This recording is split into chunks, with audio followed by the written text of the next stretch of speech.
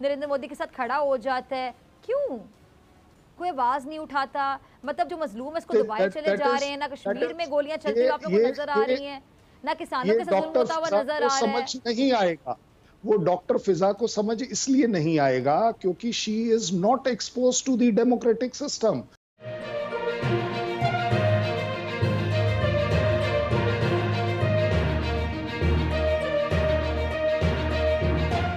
भारत की नुमाइंदगी करने के लिए मेरे साथ मौजूद है कर्नल शैलेंद्र सिंह साहब। कर्नल साहब, आपका भी बहुत शुक्रिया ज्वाइन करने के लिए। सबसे पहले मैं आपकी तरफ आना चाहूँगी राजा नजाबत साहब। पाकिस्तान की जानिब से हमने देखा है कि कश्मीरियों को पैगाम दिया गया कि अगर वो पाकिस्तान के हक में वोट देंगे तो उनको उनकी जो पेशकश की जाएगी, और पाकिस्तान को आज़ाद कश्मीर अगर चाहते हैं या फिर पाकिस्तान में शामिल होना चाहते हैं, उनको बाकायदा ये कहा गया कि आप जो चाहेंगे वैसा ही होगा। वज़ीर-ए-आज़म इमरान खान साहब के इस बयान को आप कैसे देखते हैं? देखिए जी, मैं वज़ीर-ए-आज़म पाकिस्तान के इस बयान को बहुत खुशाइंद समझता हूँ, और ये वो बात है जो प्राइम मिनिस्टर पाकिस्तान ने आज की है और प्राइम मिनिस्टर नेहरू ने 1948 में की, 51 में की, और जब तक वो जिंदा रहे उस बात पे डटे रहे कि जी मैं रियासत जम्मू और कश्मीर के अवाम के हक के रायदही की का एहतराम करता हूँ। यूनाइटेड नेशन में गए तो वहाँ भी वादा कर आए, लाल चौक में आए तो वहाँ भी वादा कर आए। मैं तो एक कश्मीरी की हैसियत से ये कहता हूँ कि अगर पाकिस्तान का वज़ीर-ए-आज़म आज कहता है 70 साल पहले भारत के वज़ीर-ए-आज़म ने कहा था, तो रियासत जम्मू और कश्मीर के अवाम तो इसी इंतजार में है कि दोनों मुल्कों ने हमारे साथ वादा किया था मुत्तहिदा में जाकर। हम नहीं गए थे, कश्मीरी ने गए थे, पाकिस्तान ने गया था, दुनिया का कोई और मुल्क नहीं गया था, भारत गया था, और भारत ने पाकिस्तान को ललकारा था, और पाकिस्तान ने कहा जी कि ये अवाम के साथ ज्यादती है, अवाम की राय और है, और भारत जबरदस्ती कब्जा कर रहा है। तो उस कब्जे के जवाब में भारत ने कहा जी नहीं, हम आके रायदही देने के लिए तैयार हैं, आके खुद अरादियत देने के लिए तैयार हैं, रायशुमारी कराने के लिए तैयार है। और पिछले 72 साल से भारत मुसलसल इस बात से इनकार कर रहा है, बाहर दुनिया में और बात करता है, अंदर और बात करता है, कश्मीरियों के साथ और बात करता है, कंट्रोल लाइन पे हर रोज बमबारी करके पूरा कश्मीर के अंदर हर रोज कश्मीर ने हत्या कश्मीरियों पर जुल्म तशद्दुद करके, कश्मीरी लीडरशिप को अगवा करके, कश्मीरी लीडरशिप को कैद बंद में रखकर दुनिया को क्या मुंह दिखाना चाहता है कि क्या ये भारत की वही सेकुलर जमहूरियत है जिसका दावा लेकर, जिसका वादा लेकर ये हुक्मरान यूनाइटेड नेशन में गए, दुनिया में गए, गैर जानबदाराना तहरीक में रहे और सारी दुनिया को ये बावर कराते रहे कि जमहूरी मुल्क है, दुनिया की बहुत बड़ी जमहूरियत है। चौधरी साहब, आपसे भी ये बात मैं जानना चाहूंगी कि इमरान खान साहब की ये जो पेशकश है, इसको आप किस तरह से देखते हैं? बिस्मिल्लाहिर्रहमानिर्रहीम। सबसे पहले तो आपका शुक्रिया। प्राइम मिनिस्टर इमरान खान ने जो कहा है कि हम डायलॉग करना चाहते हैं, लेकिन डायलॉग मशरूत हैं कि ये 370 और 35A जो है इसको सस्पेंड करें। अभी बात ये है कि ये जैसे राजा नजाबत ने कहा, नेहरू ने भी कहा 48 में, 51 में भी कहा, ये यूनाइटेड नेशन में भी गए। अभी मैं तो इस बात पे बीइंग ए पाकिस्तानी आज योम यकजहती कश्मीर के हवाले से हम तो दिरमे दुरने सुखने कश्मीरियों के साथ खड़े हैं। अगर कश्मीरी ज़ाद मुल्क लेना चाहते हैं वो अपना वोट दें, रेफरेंडम कराएं। अगर वो पाकिस्तान के साथ आना चाहते हैं तब भी बिस्मिल्लाह, अगर वो इंडिया के साथ जाना चाहते हैं तब भी ठीक है। लेकिन ये जो नरेंद्र मोदी की फाशिस्ट गवर्नमेंट है और इसकी दहशतगर्द RSS है और इसकी टेररिस्ट रा जो है, ये अभी 15 साल से, अभी ये बताएं ये कौन सा जमहूरी मुल्क है जो अभी 48, 51 दरमियान में ये दोस्ती का पैगाम, अभी ये प्रोग्रामों में कहते हैं कि हम अमन चाहते हैं, शांति चाहते हैं, सुकून चाहते हैं, और हमें थ्रेट भी करते रहते हैं, इंटरनेशनल कम्युनिटी के सामने पकड़े भी जाते हैं, मकार भी हैं, झूठे भी हैं। फिर ये खड़े हैं कि हम जो है जमहूरी मुल्क हैं और इनके अपने, अभी मैं आपको बताऊं कि ये जो उधर सिखों की वो किसानों की तहरीक चल रही है, उन्होंने जो बम्बई में, दिल्ली में खालिस्तान का झंडा लगा लिया है। मैं तो हर सोचता हूँ कि हम अपना हमसाया बदल लेते हैं, हम अपना हमसाया बना लेते हैं खालिस्तान को, फिर बात मेरे हाल में अच्छे तरीके से हो जाएगी। क्योंकि ये तो बार बार टेबल से भी भाग जाते हैं, मैदान से भी भाग जाते हैं, ये दरवाजे के पीछे खड़े होकर कभी झूठ का सहारा ले लेते हैं, कभी पाकिस्तान को ग्रे लिस्ट में ले जाने की कोशिश करते हैं। अभी ये वक्त आ गया है, क्योंकि ये बार बार पकड़े जा रहे हैं। अभी इनको फैट में भी हमने ब्लैक लिस्ट कराना है, इनकी आरएसएस को हमने इंटरनेशनल कोर्ट में भी दहशतगर्द करार देना है। ये सिर्फ पाकिस्तान के साथ नहीं, ये पूरी दुनिया का लॉ ऑफ लैंड की वायलेशन करते हैं। ऑक्युपाइड कश्मीर में तो ये जुल्म की इंतहा कर रहे हैं। आज उस जुल्म की जो 5 अगस्त लास्ट ईयर ने शुरू किया था, आज 555 दिन हो गए हैं। बल्कि मैं आपके प्रोग्राम के जरिए कर्नल सिंह से मेरा ये सवाल है कि क्या ये डेमोक्रेसी है? मुल्क के अंदर जितनी मिनॉरिटी हैं, वो सिख हों, वो मुसलमान हों, वो क्रिश्चियन हों, वो छोटी जात के हिंदू हों, उनके ऊपर जुल्म करना और फिर दूसरे मुल्कों को बदनाम करना, मकारी करना और बुज़दिलों की तरह रात के अंधेरे में इल्ज़ाम तराशी करना, अभी क्या यही इनकी डेमोक्रेसी है? यही इनका जो इंटरनेशनल कम्युनिटी को कहते हैं कि हम बहुत बड़े डेमोक्रेट हैं? क्या कश्मीर में जो ख़वातीन हैं वो इंसान नहीं हैं? आसिया अंद्राबी है जो ये भी इंटरनेशनल कम्युनिटी को कहते हैं कि हमने ह्यूमन राइट वायलेशन नहीं की है। ये जितने दुनिया में हमें हमारे ऊपर एलिगेशन लगाते हैं, अभी ये पकड़े जा रहे हैं। इनकी मकारियाँ, इनकी झूठेपन अभी पूरी दुनिया को पता चल गया है। ठीक है जी, ठीक। कर्नल शैलेंद्र सिंह साहब, मेरे ख्याल से मुझे सवाल पूछने की ज़रूरत नहीं, बहुत से सवालात उठा दिए हैं चौधरी परवेज़ साहब ने आपके लिए। आपके पास कुछ जवाब? अगर आप इजाज़त दें तो जिस तरीके का कंडक्ट मेरा रहा है कि मैंने आप लोगों की बात सुनी है, मैं आशा करता हूं, उम्मीद करता हूं, रिक्वेस्ट करता हूं आप लोग भी सुनें, क्योंकि वन वे ट्रैफिक नहीं होना चाहिए। ठीक, सब अपनी बारी पे बोलेंगे। ठीक है जी, आप प्लीज जवाब दीजिए। मेरी रिक्वेस्ट है, आप मेरे से एग्री ना करने का हक रखते हैं, लेकिन मुझे मेरी बात बोलने का हक मुझे आपको देना चाहिए। सबसे पहली बात प्राइम मिनिस्टर इमरान खान साहब, I admire you, I respect you कि आपने एक डायलॉग की, एक पीसफुल डायलॉग की बात करी है। आपने वो कलेजा दिखाया है, आपको बहुत बहुत बधाई हो इस बात की।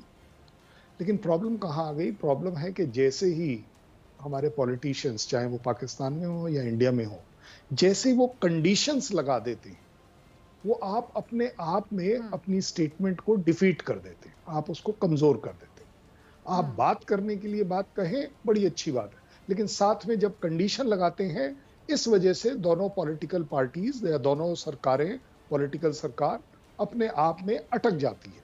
इस वजह से शायद मुझे लगता है कि हम इस पीस टॉक के ऊपर प्रोग्रेस नहीं कर पा रहे।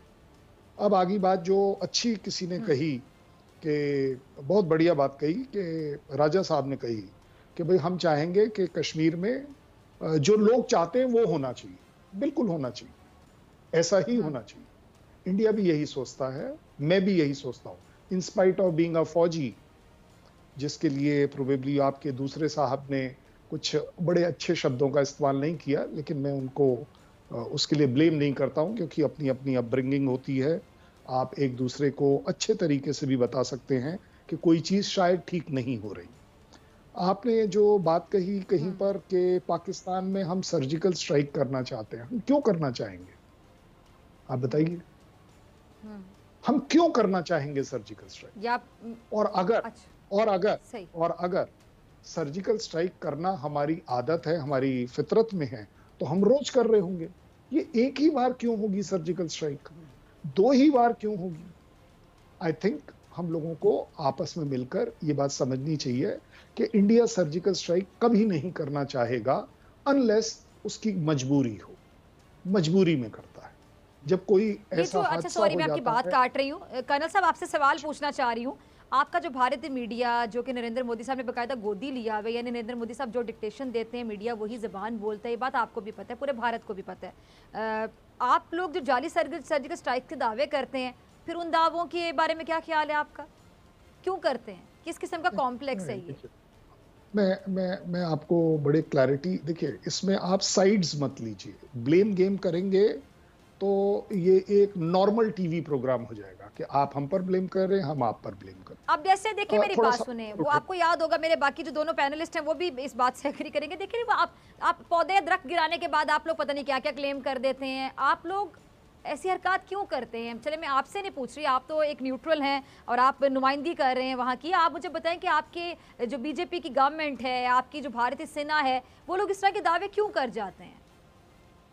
बिल्कुल ठीक बात है, इस तरह का दावा नहीं करना चाहिए अगर हमने कुछ नहीं किया।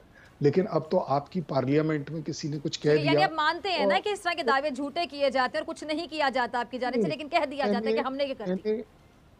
मैंने तो यही कहा कि किसी भी तरह का झूठा दावा नहीं करना चाहिए, और जिस दावे की आप रेफरेंस ले रही हैं वो आपके पार्लियामेंट में आपके पार्लियामेंटेरियंस ने उसकी एक्नॉलेजमेंट ऑब्लिक उसके बारे में बोलकर बेकार में एक नया फसाद खड़ा कर दिया कि जी ये तो सब हुआ था और हमारे को चपेट लगी थी वगैरह। लेकिन वो गलत लैंग्वेज किसी है। ने भी ऐसा नहीं हमको बोला कि बिल्कुल ऐसा सब हुआ था, किसी ने भी नहीं बोला ऐसा। किसने देखिए, बोला? किसी ने भी नहीं बोला।